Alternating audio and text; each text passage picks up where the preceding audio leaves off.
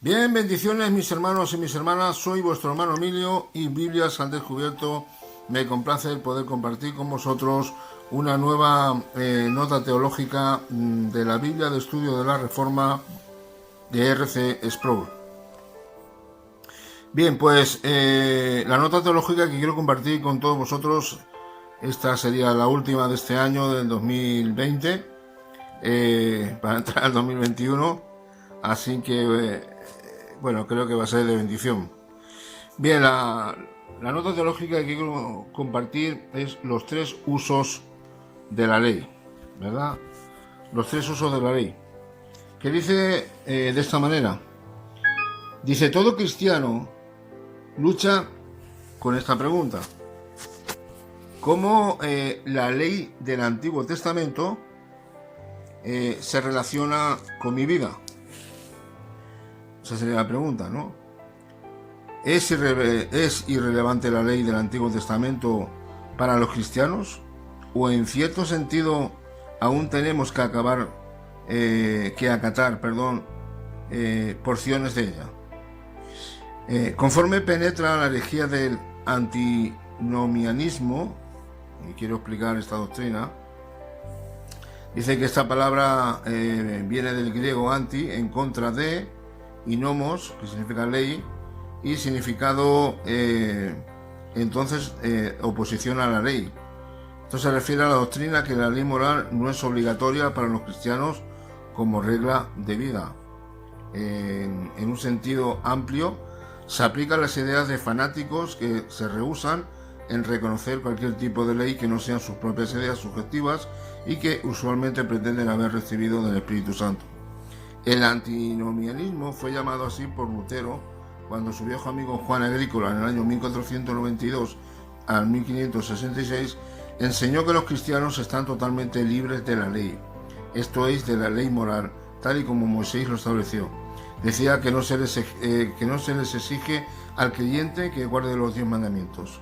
Sacó su base por miedo a la justificación por las obras, pensando erróneamente que la justificación por la sola fe demandaba esto.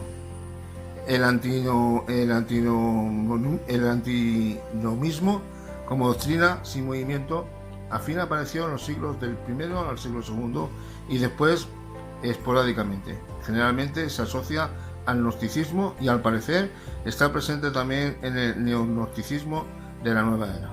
Bien, hasta aquí lo que quería un poquito aclarar esta palabra, ¿verdad? Y dice así, conforme penetra la herejía del antinomianismo en nuestra cultura, se torna cada vez más urgente la necesidad de responder a estas preguntas. La Reforma se fundó en la gracia y no en la ley. No obstante, los reformadores no repudiaron la ley de Dios. Por ejemplo, Juan Calvino escribió lo que se ha llegado a conocer como los tres usos de la ley, con el fin de mostrar la importancia de la ley para la vida cristiana. El primer propósito de la ley es ser un espejo. Por una parte, la ley de Dios refleja y muestra la justicia perfecta de Dios. La ley nos dice mucho sobre quién es Dios. Quizás más importante, la ley ilumina la pecaminosidad humana. Agustín escribió, la ley manda para que nosotros, esforzándonos en hacer lo que manda y no pudiendo hacerlo por nuestra flaqueza, aprendamos a implorar el favor de la gracia de Dios. La ley destaca nuestra debilidad de manera que busquemos la fortaleza que se encuentra en Cristo. En este caso, la ley actúa como un maestro severo que nos lleva a Cristo. Un segundo propósito de la ley es la restricción del mal. La ley de por sí no puede cambiar los corazones humanos. Sin embargo, puede servir para proteger al justo del injusto. Calvino afirma que el segundo cometido de la ley es que aquellos que nada sienten de lo que es bueno y justo, sino a la fuerza, al oír las terribles amenazas que en ella se contienen, se repriman al menos por temor de la pena. La ley permite cierto grado de justicia en esta tierra, hasta que se lleve a cabo el juicio final. El tercer propósito de la ley es revelar lo que complace a Dios. Como hijos de Dios, nacidos de nuevo, la ley nos instruye sobre lo que complace a nuestro Padre, a quien buscamos servir. El cristiano se deleita en la ley tal como Dios mismo se deleita en ella. Jesús dijo: si me amáis, guardaréis mis mandamientos. Evangelio de Juan, capítulo 14, verso 15. Y esta es la función suprema de la ley: servir como un instrumento para que el pueblo de Dios lo honre y lo glorifique. Al estudiar o meditar en la ley de Dios, asistimos a la escuela de la justicia. Aprendemos lo que le complace a Dios y lo que le ofende. La ley moral que Dios revela en la Escritura siempre nos vincula. Nuestra redención procede de la maldición de la ley de Dios, no de nuestra obediencia a ella. Somos justificados no por causa de nuestra obediencia a la ley, sino para que podamos ser obedientes a la ley de Dios. Amar a Cristo es guardar sus mandamientos, y amar a Dios es obedecer su ley. Amén. Bueno, pues hasta aquí esta nota teológica, donde entendemos que la ley de Dios moral, y no estamos hablando de la ley ceremonial ni de la ley civil, la ley moral, la ley ceremonial era para el pueblo de Israel, donde tenían que guardar sus festividades, donde tenían que guardar, ¿verdad? Y cumplir con los requisitos que demandaba la ley ceremonial, ¿verdad? Con todos los sacrificios y todo lo que conlleva, ¿verdad?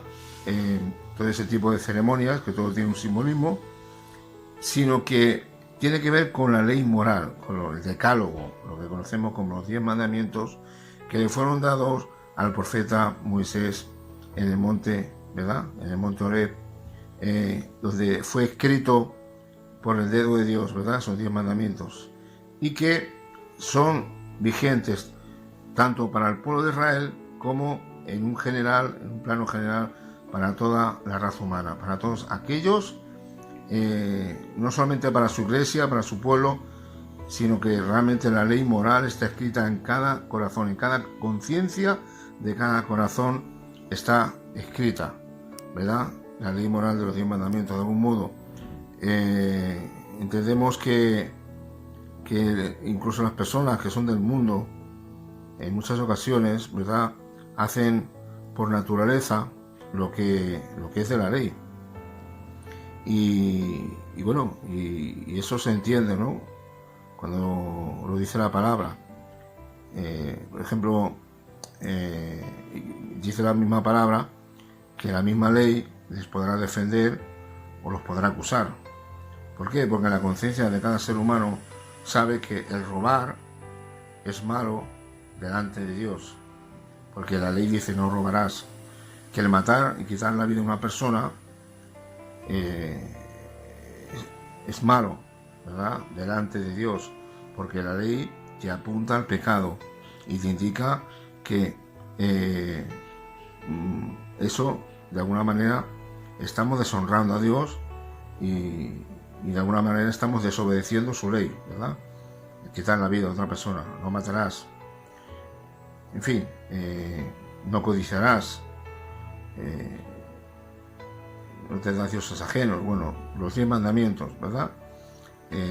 Creo que está escrito en los corazones de cada persona, y una persona, incluso sin ser cristiana, en su corazón sabe lo que está bien, lo que es correcto y lo que no es correcto. El problema está que cuando en la conciencia del hombre no está la gente, la tercera persona de la Trinidad, que es el Espíritu Santo, quien guía y dirige esa conciencia, pues la conciencia es cautivada por la ley del pecado, ¿verdad? Entonces la ley del pecado de alguna manera mancha la conciencia del hombre, se deja llevar por las pasiones desordenadas, por la naturaleza caída del ser humano, ¿verdad? Y entonces nos inclinamos a hacer siempre el mal, a ser egoístas, a mirar por nosotros mismos solamente, y la conciencia del hombre se corrompe, de tal manera que no ven más allá de lo que tiene delante. Por eso, como dice 2 Corintios 4:4, ¿no?, que el Dios de este siglo ha cegado el entendimiento para que, ¿verdad?, el Evangelio de Cristo, ¿verdad?, no pueda resplandecer en las personas.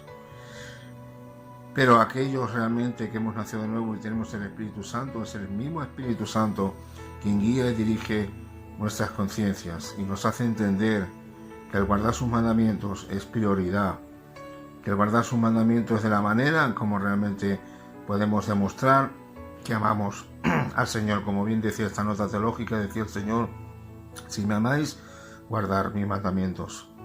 Jesús mismo, cuando viene el joven rico, y él habiendo guardado prácticamente muchos de los mandamientos, el Señor conoce su corazón, dice: una cosa te falta, vende todo lo que tienes y dalo a los pobres. ¿Por qué le dijo eso el Señor? Porque sabía lo que había en su corazón, ¿verdad? Había algo en su corazón que era la avaricia, la codicia, el deseo de las posesiones materiales, ¿verdad? Y que dice la palabra de Dios que el joven agachó la cabeza y se fue, ¿verdad? Sí que es verdad que había guardado ciertos mandamientos, pero había algo que faltaba ahí. Por eso hay otra parte de la Escritura que dice la palabra, dice que ¿cómo es? Dice, la raíz de todos los males es el amor al dinero. Así que bueno, creo que la ley moral de Dios, necesitamos, ¿verdad?, su palabra, necesitamos su ley, entender y comprender que Dios está por encima de todas las cosas. Necesitamos que el Espíritu Santo nos haga recordar que cuánta importancia tiene, ¿verdad?, sus 10 mandamientos, ¿verdad? Aunque la medida de lo posible intentamos cumplir siempre los 10, no somos perfectos, no somos, ¿verdad?, sino cuando estemos en el estado eterno, vamos a cometer errores. No hay nadie perfecto, el único perfecto es Dios, pero estamos en un camino de perfección. Bueno, pues démosle gracias a Dios por esta nota teológica hablando de los 3 usos de la ley, ¿verdad?, que nos hace reflejarnos como un espejo, haciéndonos ver realmente los errores que cometemos muchas veces, ¿verdad? Y bueno, hasta aquí le dejo con esta nota teológica. Que Dios les bendiga mucho, y nada, en breves horas pasaremos a un año diferente, así que muchas bendiciones para todos, que pasen una buena noche de aquí desde España. Un saludo muy fuerte, un abrazo para todos mis hermanos y mis hermanas, para todos aquellos que quieran escuchar esta nota teológica, y esperemos que este 2021 para toda su iglesia en general sea un tiempo de bendición y de crecer en el espíritu y de crecer espiritualmente para la gloria de nuestro Dios. Muchas bendiciones. Shalom.